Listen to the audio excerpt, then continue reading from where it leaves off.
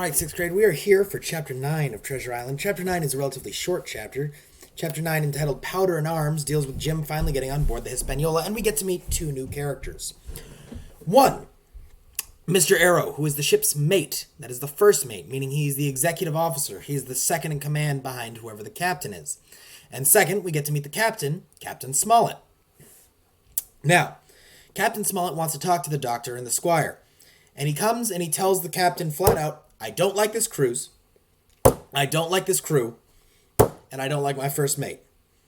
The squire says, perhaps you don't like me either, but the doctor stops them and sort of acts as a mediator. Dr. Livesey acts as a mediator between the squire and the captain so that they can talk out their issues.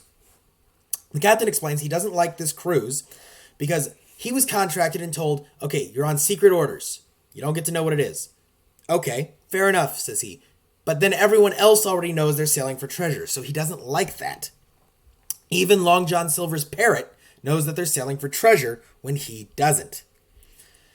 Everyone on the crew knows about, they have the map, there were X's on it marking the treasure, and the latitude and longitude of the island. The squire claims he didn't tell everyone the latitude and longitude, but no one believes him. Then, he explains why he doesn't like sailing for treasures, because it's generally a dangerous work, and he thinks that the squire and the doctor don't really know what they're doing.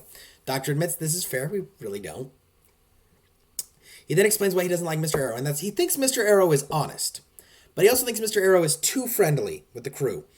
And I want you to think, should your boss be too friendly with you? Mr. Arrow, his job is sort of to keep discipline going and keep the ship running.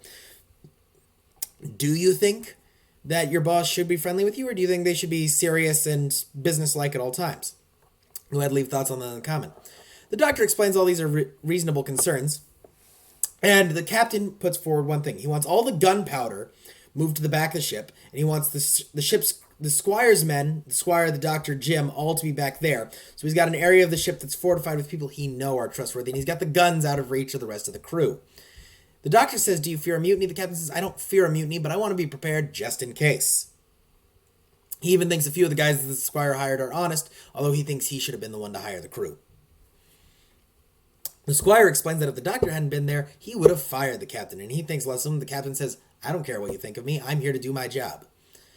And so the crew's moving around. Long John finally makes it on board, asks what they're doing. They're moving the gunpowder. He explains that they'll miss the morning tide. The captain tells him, get to the galley and get to work. The captain then tells Jim, hey, get down there and help Long John. I'm not going to have any favorites on my ship. You're going to be useful and you're going to get to work. And Jim thinks he's like the squire in that he hates the captain. He doesn't like the captain. You can also go ahead in the comments, leave your opinion of Captain Smollett below. What do you think of him? And that's all we've got for today. I'll see you in the next one when we talk about Chapter 10, 6th grade.